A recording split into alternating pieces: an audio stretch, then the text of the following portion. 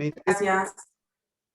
que podamos hablar de grupos musculares y de topografía, que es a lo que hoy le voy a hacer hincapié. ¿Siguen con problemas con el tema de bibliografía para anatomía? ¿Cuál No, recomendarías vos? No, Cualquier no libro. porque... Esperen que pongo mudo el teléfono. Cualquier libro de anatomía. No, Mariano, no, El Testut no es el que les mandé yo, Testut de Target.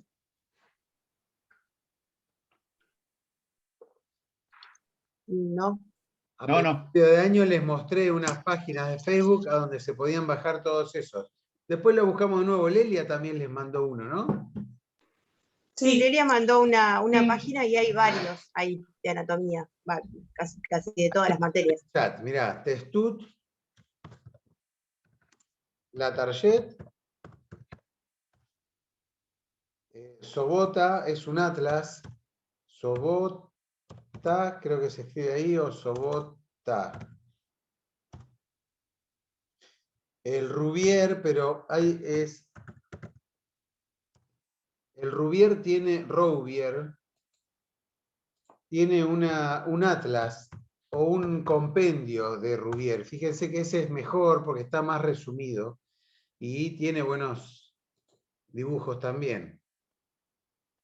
Y después hay un montón más, pero bueno, esos son los más conocidos, son amplísimos, y lo que les voy a recomendar es que hagamos al revés, en base a los que yo les doy, ustedes se sientan a estudiar.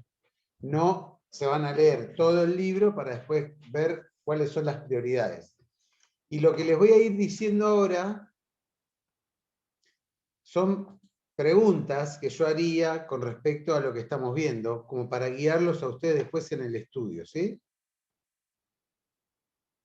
Esto es un poco nuevo para mí, para ustedes también, lo de estar todo online, y me parece piola por ahí que podamos agilizar un poco para el estudio y el aprendizaje. Voy a compartir la pantalla. Y arrancamos. Pero después de vacaciones no se hace presencial las clases, profesor. Sí, puede ser, pero preparémonos como para no. Aparte yo necesito recuperar bastantes cosas de menos que les he dado por cuestiones personales mías, de trabajo y de... Entonces yo necesito igual adelantar por vía digital también otras cosas, ¿eh? Está bien. Lo cual nos va a enriquecer bastante porque si no va a quedar muy corto todo.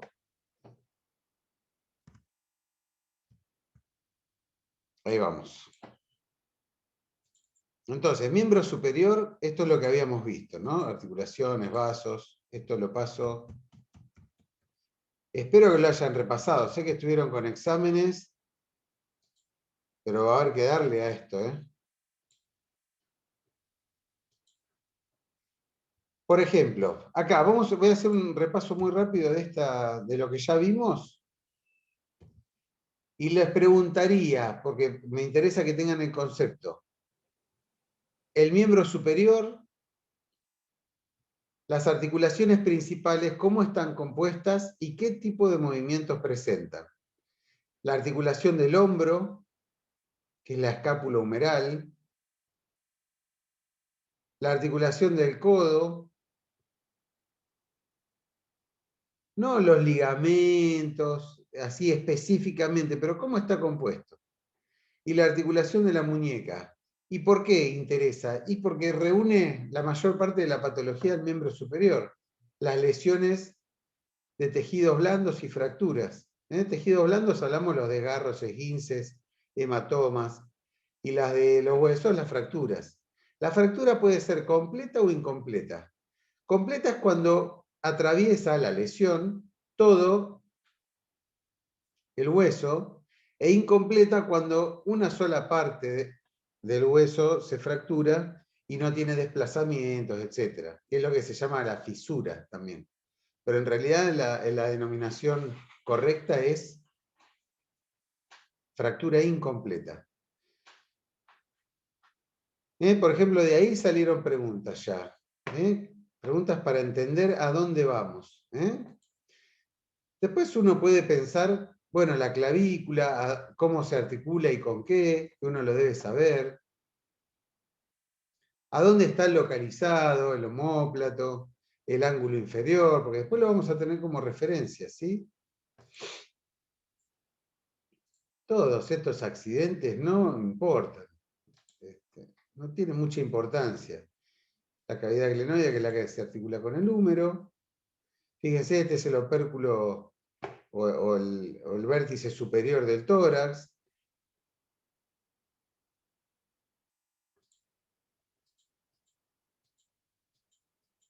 ¿Ven? Después tiene un montón de accidentes en la superficie que no tiene ningún sentido aprendérselos. Sí tienen que saber los nombres de los huesos del carpo y cómo se denominan los huesos de la mano, ¿sí? El metacarpo, carpo y falanges. Y acá, por ejemplo, en el hombro, tenemos que saber que está el músculo deltoides, que el grupo anterior del brazo es el bíceps y el braquial anterior. ¿Por qué? Porque dan los movimientos de flexión al contraerse del antebrazo sobre el brazo.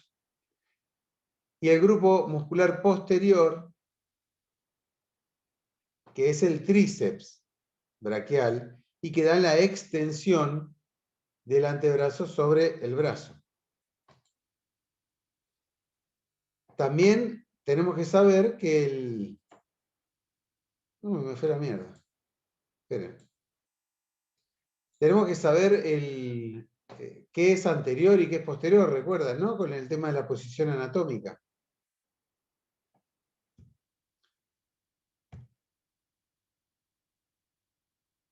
¿Ven? Estos músculos no los vamos a ver nunca.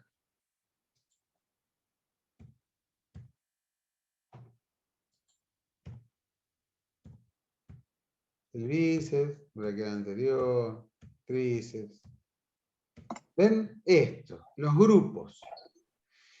En el antebrazo tenemos en la cara anterior, en la posición anatómica, la cara anterior es la que, como la que no tiene pelito, es la que se continúa con el pliegue del codo.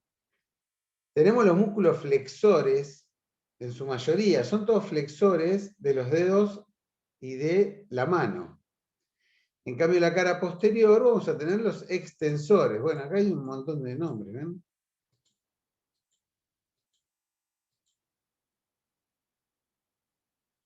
El grupo externo son los supinadores, porque son, ¿se acuerdan? Supinar era llevar la palma de la mano hacia arriba, rotarla hacia arriba. Eso es supinar, como de suplicar y pedir limosna, supinar, llevar la palma hacia adelante. Entonces esos músculos que se articulan desde el húmero hacia la muñeca, así como en grandes rasgos, son los que van a hacer la supinación. Y el grupo posterior, la extensión de los dedos. ¿Ven? Extensor.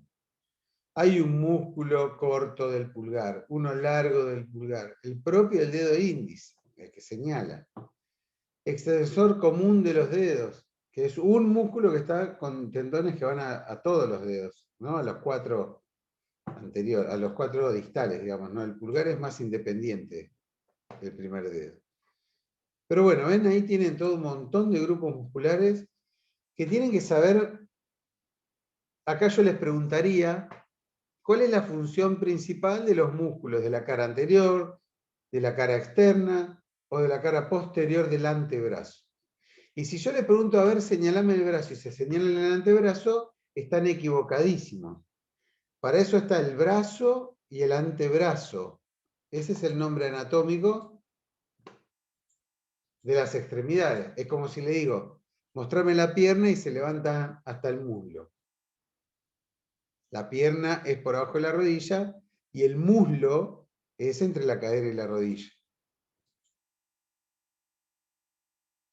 Bueno, y los músculos de la mano, que esto vamos a hablar habitualmente de los interóseos, tenores y hipotenés cuando hay lesiones neurológicas, que lo vamos a ver en otro año, no ahora.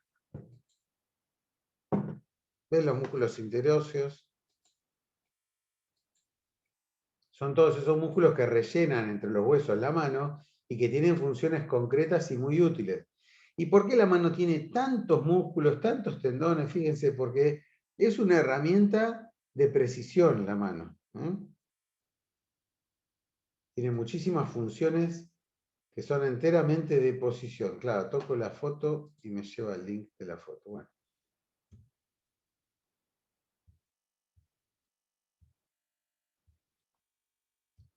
¿Ven? Acá se los paso rápido para que vean los 2 millones. Y lo que les voy a hablar ahora, y es muy importante, y es lo que también nos va a importar mucho topográficamente, es la vascularización de los miembros. Siempre recuerden, acá el corazón no está, pero del corazón, del ventrículo izquierdo, nace la arteria aorta, la arteria principal del organismo. Fíjense que recorre una porción torácica y una porción abdominal. En la aorta apenas nacida del ventrículo izquierdo, las primeras ramas que va a dar la aorta, también pregunta de examen, son las arterias coronarias que irrigan el corazón, ¿sí? Luego, bueno, va a dar las arterias para el cuello, para los miembros superiores, para el tórax. Acá faltan un montón de arterias chiquititas que da, no son todas las arterias del organismo las que estamos viendo, sino que es un esquema. Este es el callado de la aorta, que es una curva que va de derecha a izquierda, de abajo hacia arriba, tiene una porción horizontal y una porción descendente. Aorta ascendente, callado y aorta descendente, así la vamos a denominar. Acá va a dar el tronco brachiocefálico, izquierdo, derecho, las arterias carótidas, todo lo que va para la cabeza del cuello, todo lo que va para los miembros superiores, todas las ramas intercostales que van hacia las costillas, las arterias diafragmáticas, acá están las superiores y las inferiores, el tronco celíaco, un montón de ramas abdominales que la vamos a ver cuando veamos abdomen. Estas son las arterias renales que van hacia los riñones, derecha e izquierda. Siempre hablamos del paciente, no de nuestro punto de vista, sino el del paciente. Estas son las arterias mesentérica inferior, mesentérica superior, mesentérica inferior, que van hacia el triperío, las gonadales, y acá fíjense que se divide la aorta abdominal en ilíacas primitivas, derecha e izquierda. Las arterias ilíacas, que un poquito por debajo del ombligo se dividen a nivel retroperitoneal, o sea, en la parte posterior del abdomen va la aorta, va a dar la ilíaca común, se va a dividir en ilíaca interna e ilíaca externa. La ilíaca interna o arteria hipogástrica, también la pueden ver así, va a llevar sangre oxigenada, como todas estas arterias, hacia los órganos de la pelvis. Útero y anexos, que son los ovarios en las mujeres, la vejiga, el recto, la porción terminal del intestino grueso, las partes blandas, piel, grasa, músculos, etc., de la pelvis. Y la ilíaca externa es la que va a continuar hacia los miembros inferiores.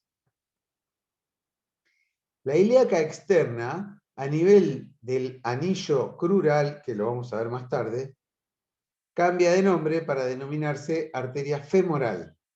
Va a ser la arteria femoral común. Común no es que sea como un hacha así, berretona, como podemos decir la nafta común, sino que es común porque va a llevar sangre a muchos compartimentos y va a dar muchas ramas. Es femoral común porque luego se va a transformar, o se va a dividir, perdón, en femoral profunda, que se queda ahí en el muslo, y femoral superficial, que es la que va a seguir el recorrido, perdón, esta es la femoral profunda y esta es la femoral superficial, que va a llegar hasta la parte posterior de la rodilla y se va a pasar a llamar arteria poplítea. Luego de pasar por detrás de la rodilla, en el hueco poplíteo, se va a dividir en arteria tibial anterior, posterior y peronea. Y va a seguir irrigando la pierna y luego la arteria pedia y los arcos plantares son las ramas arteriales terminales de todo esto que vimos. Entonces vamos a tener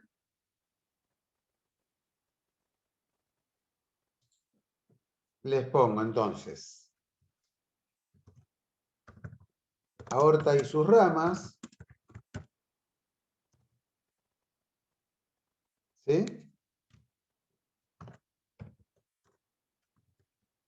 Topografía de la aorta, a dónde se encuentra y cómo se va dividiendo a grandes rasgos. Yo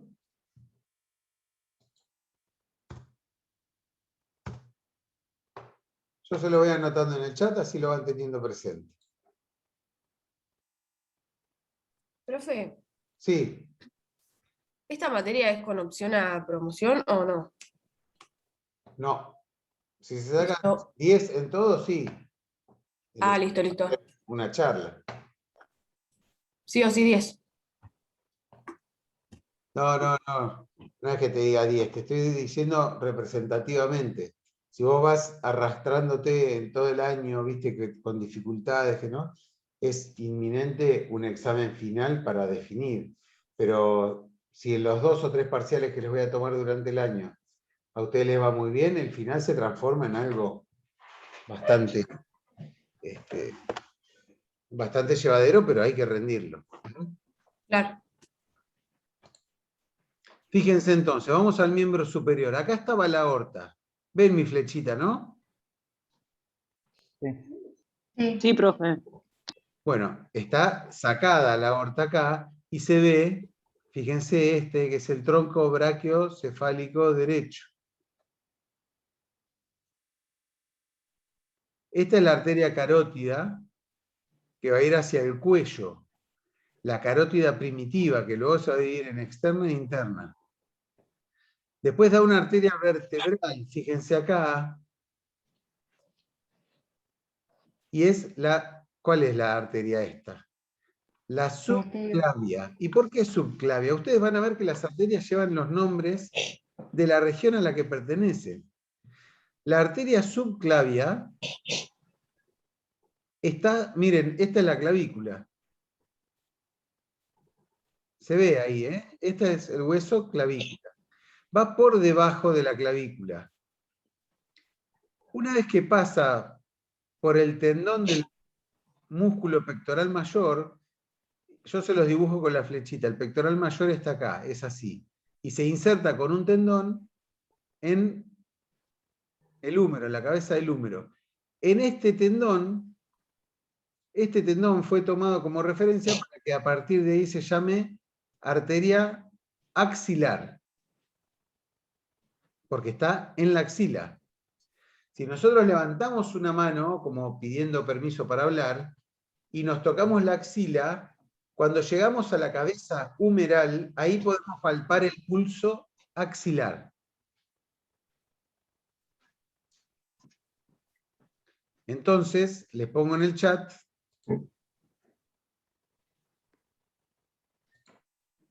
pulsos. Y esto es anatomía topográfica y semiología. Los pulsos hay que saberlos todos. Todos los pulsos del organismo. Y cómo tomarlos, ¿sí? Después lo vamos a ver con técnica. La arteria axilar luego se va a transformar o se va a denominar, cuando continúa hacia el miembro superior, arteria humeral. ¿Por qué? Porque está ahí, al ladito del húmero. Sí, Melissa, levantaste la mano. Sí. Disculpe, ¿en qué chat está escribiendo las preguntas? En este de acá. Ah, no, no me aparecen por eso. A mí tampoco me aparecen. A mí tampoco me aparece nada.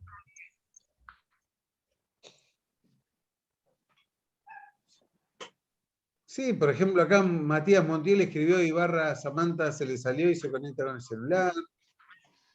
Pero lo de usted no, profe. Qué boludo, no sé por qué no me sale. Bueno, después se las paso. Aparte les queda grabada la clase. Se queda grabado en la clase. Dale. Entonces, Listo, fíjense que gracias. cada arteria, esta es la humeral, como dijimos recién, va dando ramas que van a llevar oxígeno, porque la función de las arterias es llevarle oxígeno a los tejidos del organismo. Entonces hay un montón de ramitas que luego se van subdividiendo hasta llegar a qué medida, la arteriolar, que son arterias muy chiquititas, y a los capilares, que llegan ya a los tejidos y hacen el intercambio de oxígeno, dióxido de carbono y nutrientes. Bueno, fíjense, la arteria humeral. ¿Se puede palpar el pulso humeral? Sí. Entre el bíceps y el tríceps hay como un canal a donde uno, fíjense, tóquense ustedes ahora en este momento, el bíceps queda para adelante, el tríceps para atrás y se tocan el hueso. Si ustedes lo suben un poquitito a los deditos, pueden palpar ahí, a ese nivel, el pulso humeral. Pero el lugar correcto para hacerlo es el canal bicipital interno. El canal bicipital interno, ahora les voy a mostrar otras fotos, están en el codo, cerca del pliegue del codo, y es el lugar donde se va a palpar el pulso humeral. Esperen un poquito, perdón, que tocaron.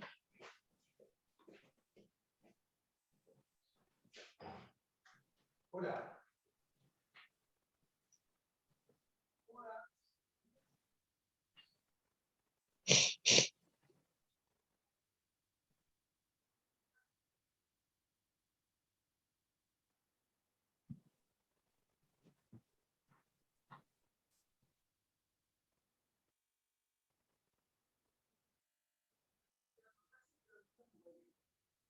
Ahí en la cocina me corté, ahí estoy.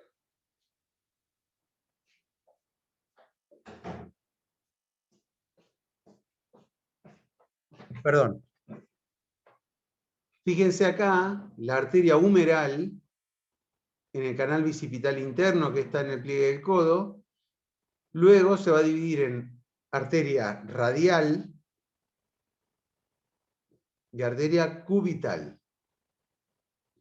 Estas son las arterias profundas principales del antebrazo.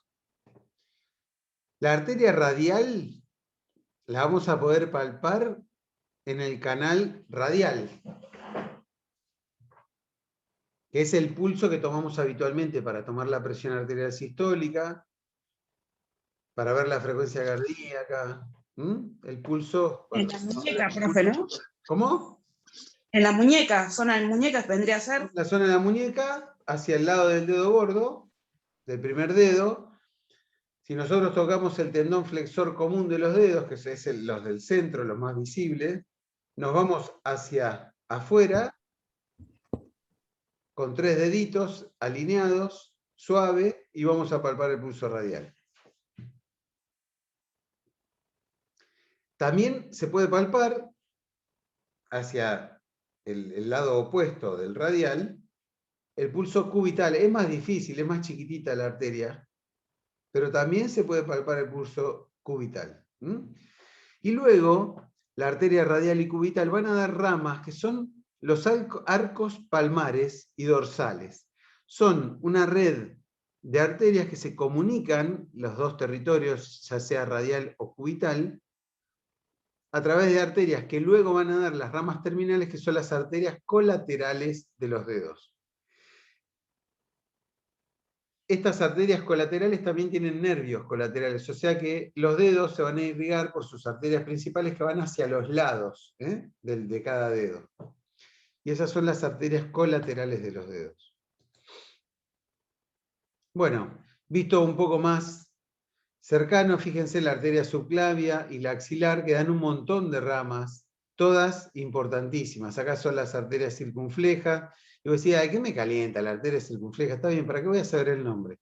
Cuando hay luxofractura del hombro, se pueden lesionar estos vasos, o los nervios que también llevan el mismo nombre, los nervios circunflejos, por ejemplo, y si se lesiona el nervio circunflejo, deja el hombro caído, y deja una disfunción y una lesión después permanente. Entonces, siempre hay que tener en cuenta un montón de estas cosas. Pero bueno, sigamos para adelante. Fíjense este gráfico un poquito más finoli. Acá tenemos el músculo pectoral menor, cortado y relegado, replegado, y el pectoral mayor. Este tendón, fíjense que acá está el corte de este, y acá está el corte de este. ¿Sí? Fíjense cómo va a cambiar la arteria subclavia a arteria axilar. Y acá tenemos ramas pectorales, las circunflejas, etc. Y luego la arteria axilar se transforma en braquial o humeral. Y lo que estamos viendo acá, que está en realidad un poquito más arriba, este dibujo lo dejó desplegado un poco hacia abajo, es el plexo braquial. El plexo braquial son las raíces nerviosas que surgen desde la columna vertebral y la médula espinal, van a dar nervios que van a recorrer todo el miembro superior. Tenemos nervios muy importantes como el nervio mediano, que es este. En amarillo se ven acá los nervios. El nervio cubital, el nervio radial, el músculo cutáneo, que van a llevar motricidad al miembro superior, que van a traer hacia el sistema nervioso la información del miembro superior, principalmente la sensibilidad al frío, al calor, al dolor, a la presión y a la propia posición o propiocepción, que es otro tipo de sensibilidad también. Y entonces son nervios eferentes. Eferentes quiere decir que sale del sistema nervioso, eferente. ¿Y qué sale del sistema nervioso? Estímulos, que son, en este caso, motores. Y aferente es que trae hacia el sistema nervioso información, la sensibilidad, lo que les decía. Acá vemos más gráficos, acá tenemos ya la arteria y la vena. Más adelante vamos a ver la vena. Fíjense cómo va progresando y ahí tenemos una arteria humeral profunda que va a dar inervación al hueso principalmente, algunas colaterales que van a dar la red arterial del codo. Fíjense cómo se irriga el codo por un montón de vasos. ¿Y por qué tiene una implicancia clínica importante? Porque a veces se lesiona o se tapa una arteria y el resto de las arterias, como están unidas funcionalmente a esa arteria, suplen o reemplazan la irrigación que tenía ese vaso. Esto se llama circulación colateral de una arteria. Y la unión entre diferentes territorios y distintas arterias se llama anastomosis.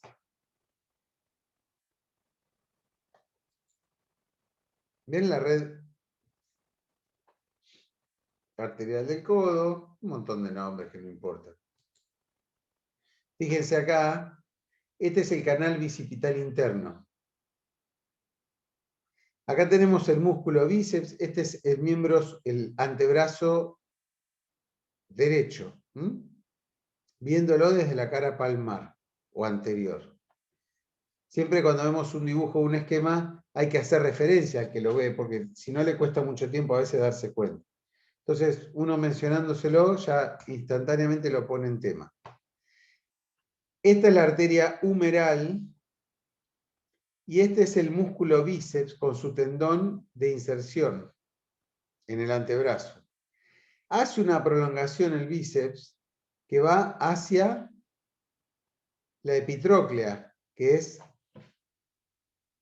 el húmero, tiene acá un ángulo pronunciado, una saliencia que es la epitróclea. Se inserta ahí y deja por debajo de esta prolongación un canal o un orificio o un pasaje o un túnel por donde va a pasar la arteria humeral, que a ese nivel se transforma en arteria braquial y la división a nivel del codo entre la cubital y la radial. Esto es el canal bicipital interno. Acá vamos a tocar el pulso humeral y acá vamos a apoyar el estetoscopio para tomar la presión arterial. También pasa, junto con la arteria, el nervio mediano, que va a inervar o llevar información motriz y va a traer información sensorial de la cara anterior del antebrazo y la mano. Y además acá faltan las venas humerales, que son las que vuelven con sangre y van junto a la arteria. Profesor, esas son las que se le llaman las venas satélites, digamos, que cada arteria Cada está arteria acompañada. grande tiene 2 arterias satélites, algunas, no todas. Las profundas, puede ser. En La las venas, parte. sí. Bien. En este caso, la humeral, la vena humeral, habitualmente se reúnen y forman una sola, pero pueden ser 2.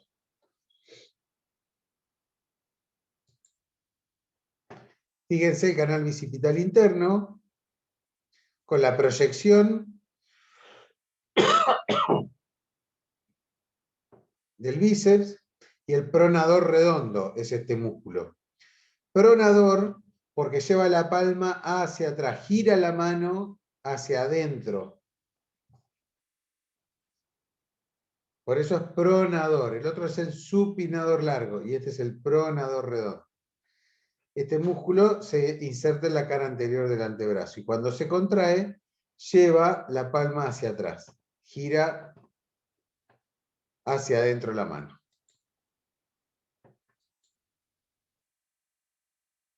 Más de lo mismo. Músculo bíceps, músculo pronador redondo.